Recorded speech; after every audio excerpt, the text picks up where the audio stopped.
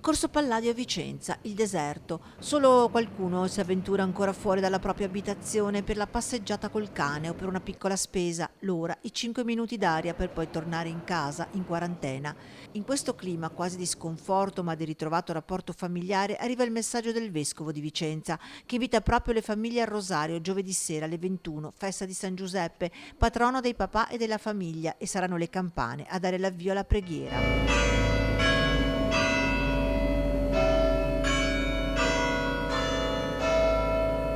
Le campane nella diocesi di Vicenza suoneranno a distesa in tutte le chiese alle ore 21 per richiamare a questo momento di preghiera e dare un segno di fiducia e di speranza. E se un tempo le chiese erano il rifugio dove pregare affinché le pestilenze cessassero, oggi, con i luoghi di culto chiusi e i riti per evitare il contagio, anche la Chiesa si reinventa e affida il messaggio ad ogni famiglia.